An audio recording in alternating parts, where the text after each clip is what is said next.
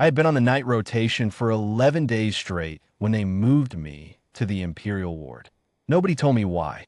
The head administrator, a tall Vethani woman with pale, silver skin and eyes the color of still water, simply appeared at my station at the end of my shift, handed me a new access badge, and told me the assignment was effective immediately. No explanation, no briefing, just a badge and a corridor number and a look on her face I couldn't quite read. I found out the reason on my own, the way you always find out things in a hospital. I asked the orderly who knew everyone's business. The Emperor's infant son hadn't slept in 3 days. He hadn't eaten properly in 4. Since the Empress's death, a sudden illness, the kind that doesn't give warning, the child had simply refused to settle. He was 14 months old, barely past his first turning cycle in Vethani terms, and whatever mechanism allows a young child to feel the shape of absence, his was working perfectly. He knew his mother was gone. He screamed for her at intervals and went rigid when anyone tried to hold him, and the court healers had run out of ideas on the second day. By the time I arrived, they had tried everything their tradition offered. I heard the list from the same orderly. Resonance therapists who used low-frequency sound bowls to calm Vethani infants. 3 different palace nurses, all certified in Imperial infant care, all Vethani, all of them with decades more experience than I had. A specialist brought in from the Northern Institutes who had published papers on grief response in early-stage Vethani development. A court elder who had tended the Emperor's own father as child. One by one, the child had refused them all. Not violently.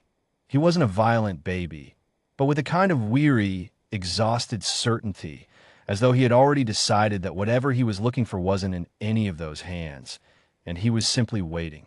I was the last option. I understood that clearly.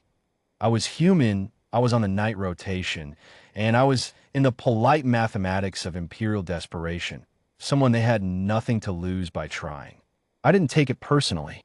I've been a nurse long enough to know that sometimes the patient chooses you and you had nothing to do with it. The room was quiet when I came in. It was a proper infirmary suite, warm and softly lit. The Vethani favor amber light for their children, and whoever had set up the room had done it right. There were 2 court attendants standing near the wall, watching, and there was a monitoring console along one side. The crib was in the center of the room, surrounded by careful space, the way people arrange things when they are trying very hard and failing. The boy was awake. He had that glassy, hollow look that babies get when they've been crying so long they've moved past crying into something quieter and more frightening. His eyes were the same pale water gray as every Vethani infant I'd ever seen, and they tracked me as I came through the door with a kind of exhausted alertness. The look that says, "You're new, but I already know you won't be enough." I didn't try to pick him up right away. That was the first thing. Every healer and specialist before me had apparently walked in with a plan, a technique, a methodology. I walked in and I set my kid on the side table and I started doing ordinary things. I checked the monitoring console. I looked at his chart. I noted his fluid intake and the hours since his last feeding and the temperature of the room. He watched me the whole time. I moved to the crib rail and I leaned on it, the way I lean on things at the end of a long shift. Not the posture of someone who is performing attentiveness, just someone who is tired and standing next to a baby. I looked at him and he looked at me, and I said, in a quiet and perfectly ordinary voice, "You've had a rough few days, haven't you?" He didn't respond. Of course he didn't. He was 14 months old, and he spoke no human language. But something in the register of the words, or the fact that I wasn't trying anything, wasn't leaning in with bright eyes and a therapeutic expression, made him blink. I started to hum. I didn't think about it exactly.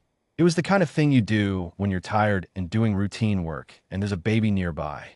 It was something my grandmother used to hum when she was cooking. I don't know if it was a real song or something she invented, a low, unhurried thing in a minor key that turned back on itself every few bars.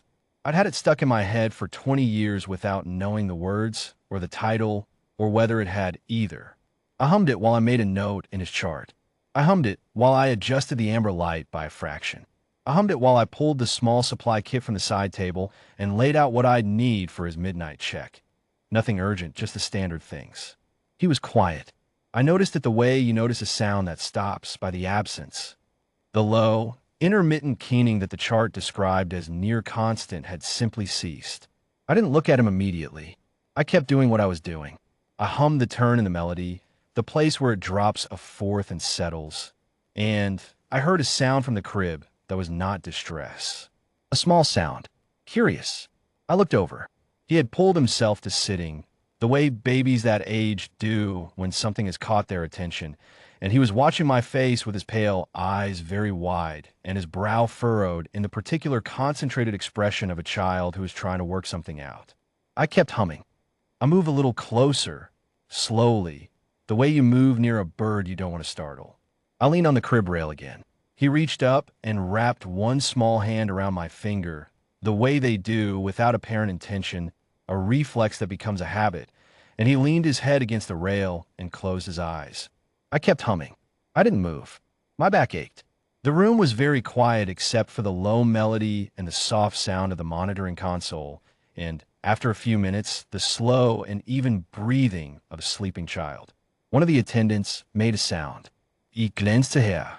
Her hand was at her mouth. The other attendant had turned toward the doorway.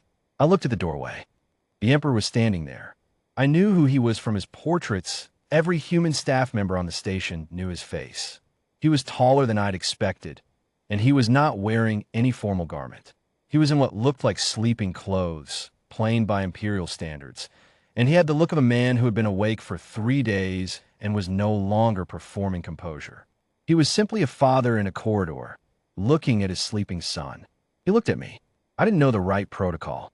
I wasn't sure there was one for this. I kept my voice low and I said, "He just went down. I give him another few minutes before anyone comes in." He nodded. He didn't move. After a moment, he said, in very careful standard. The accent was there, but the words were precise. "What was that you were singing?"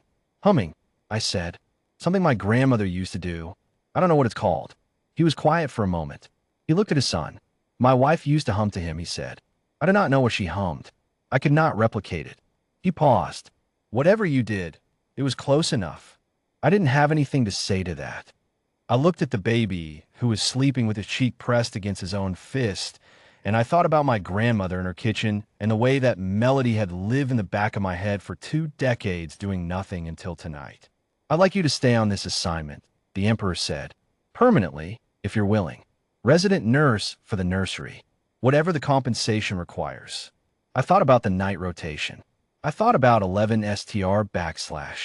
I had days of it, and the administrator handed me a badge with no explanation. "I'm willing," I said. He nodded. He looked at his son one more time. The look that doesn't have a name, but every parent knows it. The one that is purely gratitude for the fact of the child existing and breathing and being all right. And then he stepped back from the doorway and let the corridor swallow him. I pulled the stool from beside the console, and I sat down next to the crib, close enough that I could reach the monitoring panel without standing, and I started to hum again. Very quietly. Not because the baby needed it anymore. Just because it was something to do with the feeling of the night, and the sleeping child, and the strange way a thing your grandmother hummed, without words, can travel 20 years and find exactly the place it was meant to land. I sat there until morning. Nobody disturbed us.